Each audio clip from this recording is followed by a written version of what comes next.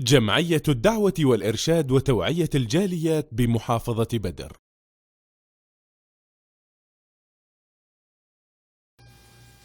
الحمد للہ رب العالمین والصلاة والسلام علی اشرف الانبیاء والمرسلین اما بعد۔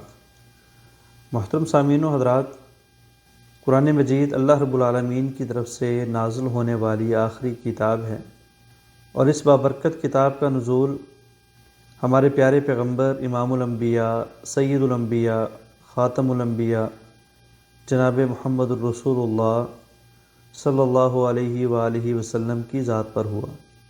قرآن مجید اللہ رب العالمین کی طرف سے ایک بہت بڑا معجزہ ہے پیارے پیغمبر علیہ الصلاۃ والسلام کے لیے۔ قرآن کریم ہمارے لیے ایک رہبر اور رہنما کتاب کی صورت میں نازل ہوئی۔ اس کی کل 114 صورتیں ہیں، اور سب سے پہلی صورت جس صورت سے قرآن مجید کی ابتدا ہو رہی ہے اس صورت کا نام سورۃ الفاتحہ ہے۔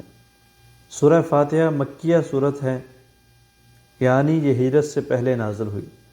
آقا علیہ الصلاۃ والسلام مکہ کے اندر تشریف فرما تھے، ابھی ہجرت کا حکم نہیں آیا تھا، آپ مدینے نہیں گئے تھے، تو ان لمحات اور ان اوقات کے اندر اس کا نزول ہوا۔ اور دوسرے نمبر پہ اس کے مکی ہونے کی سب سے بڑی دلیل وہ سورہ ہجر کی آیت ہے۔ اللہ رب العالمین نے فرمایا وَلَقَدْ آتَيْنَاكَ سَبْعًا مِّنَ الْمَثَانِ وَالْقُرْآنِ الْعَظِيمِ، کہ اے پیارے پیغمبر ہم نے آپ کو وہ 7 آیات دیں جو بار بار پڑھی جاتی ہیں، یعنی وہ 7 آیات جن کو سورہ فاتحہ کہا جاتا ہے، اور وہ بار بار یعنی ہر نماز کے اندر پڑھی جاتی ہیں، چاہے وہ نفلی نماز ہے، چاہے وہ فرضی نماز ہے، چاہے اکیلے کی نماز ہے، چاہے باجماعت نماز ہے، یعنی ان 7 آیات کو انسان بار بار دہراتا ہے۔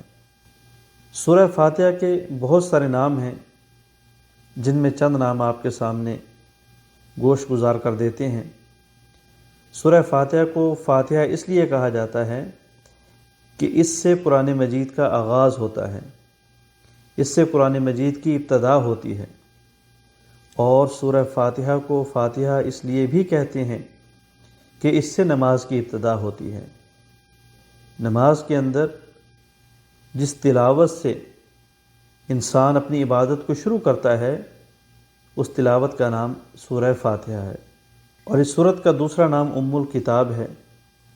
ابو ہریرہ رضی اللہ تعالیٰ عنہ کی حدیث ہے، امام ترمذی رحمہ اللہ نے اس کو صحیح کہا کہ اللہ کے رسول صلی اللہ علیہ وسلم نے فرمایا الحمدللہ ام القرآن و ام الکتاب و سب المثانی، کہ الحمدللہ جو صورت ہے یہ ام القرآن بھی ہے اور ام الکتاب بھی ہے۔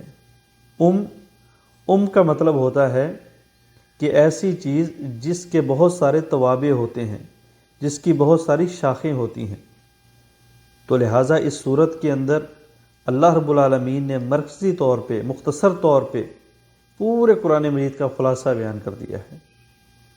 اسی طرح جو انسان کے دماغ کے اندر، دماغ کے اوپر ایک جھلی ہوتی ہے، اس کو ام الراس کہا جاتا ہے، اس لیے کہ اس جھلی کے نیچے انسان کا دماغ ہوتا ہے، جس کے اوپر انسان کی زندگی اور انسان کی عقل کا محور ہے، دار و مدار ہے۔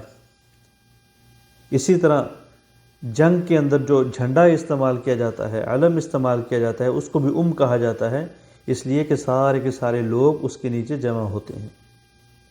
اسی طرح سورہ فاتحہ کو الصلاۃ بھی کہا گیا ہے، یعنی نماز بھی کہا گیا ہے۔ آقا علیہ الصلاۃ والسلام نے فرمایا قسمت الصلاۃ بینی و بین عبدی۔ نبی علیہ الصلاۃ والسلام فرماتے ہیں کہ اللہ رب العالمین نے فرمایا، حدیث قدسی ہے، قسمت الصلاۃ بینی و بین عبدی نصفین، کہ میں نے نماز کو یعنی سورہ فاتحہ کو اپنے اور اپنے بندے کے درمیان نصف نصف کر لیا ہے، آدھا آدھا کر لیا ہے۔ اور اسی طرح اس سورہ کو سورہ رقیہ بھی کہا جاتا ہے۔